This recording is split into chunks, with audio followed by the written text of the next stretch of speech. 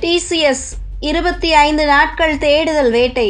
பெண் IT ஊழியர்கள் பாலியல் தொல்லைக்கு துணை போன நிதா கான் கைது.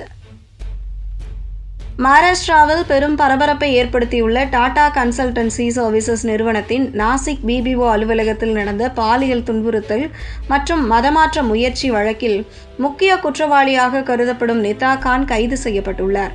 சுமார் 25 நாட்களாக தலைமறைவாக இருந்த நிதா கான் சத்ரபதி சம்பாஜி நகரில் போலீசாரால் கைது செய்யப்பட்டார். இந்த கைது தமிழ்நாடு உள்பட பல மாநிலங்களில் பெரும் கவனத்தை ஈர்த்துள்ளது. காரணம், இந்தியாவில் அதிக அளவில் பெண்கள் பணியாற்றும் முக்கிய துறையாக விளங்கும் IT துறையில் பாலியல் தொல்லை, திருமணம் செய்வதாக கூறிய உடலுறவு, மதமாற்றம், வெளிநாட்டில் வேலை என நாடு கடத்தல் என பல குற்றச்சாட்டுகள் TCS நாசிக் BPO அலுவலகத்தை சுற்றியுள்ளது.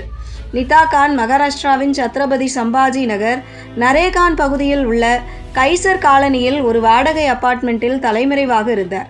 இந்த இடத்தில் அவர் தனது குடும்ப உறுப்பினர்களுடன் சுமார் 4 நாட்களாக மறைந்திருந்ததாக போலீசார் தெரிவித்துள்ளனர்.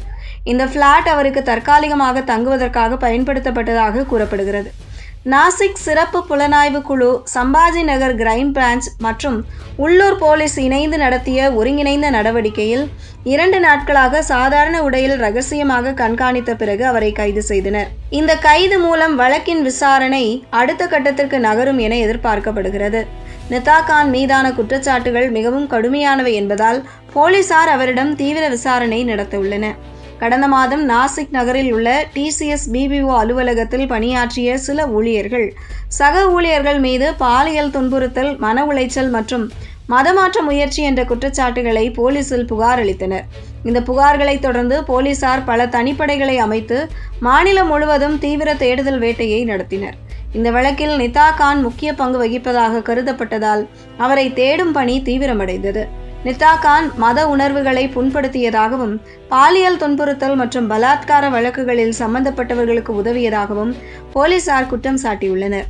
மேலும் புகார் அளித்த ஒரு ஊழியரை இஸ்லாம் மதத்திற்கு மாற்ற முயற்சி செய்ததாகவும், பாதிக்கப்பட்டவர்கள் புகார் அளிப்பதை தடுத்ததாகவும் விசாரணையில் தெரிய வந்துள்ளது.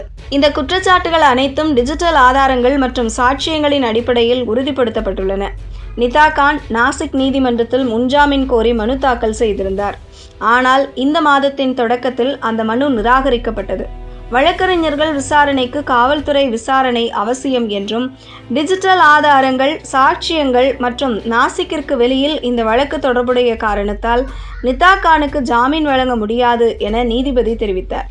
இதனால் அவரை காவலில் வைத்து விசாரிக்க வேண்டியது கட்டாயமானது. நிதா கானின் கணவரை போலீசார் விசாரித்த பிறகு அவர் மறைந்திருக்கக்கூடிய இடங்களில் தீவிர சோதனை நடத்தினர். ஆனால் அந்த இடங்கள் பூட்டப்பட்டிருந்தன. அவரது உறவினர்களின் மொபைல் போன்களும் செயலிழக்கப்பட்டிருந்தன.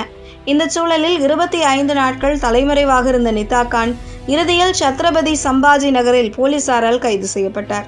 நிதா கானின் வழக்கறிஞர் நீதிமன்றத்தில் அவர் 2.5 மாதம் கர்ப்பிணியாக இருப்பதாகவும், மும்பையில் தங்கியிருப்பதாகவும், கைதிலிருந்து பாதுகாப்பு தேவை என்றும் மனு கொடுத்தார். மேலும் மகாராஷ்டிராவில் தனிப்பட்ட மதமாற்ற சட்டம் எதுவும் இல்லை என்றும், வலுக்கட்டாய மதமாற்றம் என்ற குற்றச்சாட்டுகளை முழுமையாக மறுத்தும் வாதம் முன்வைக்கப்பட்டது.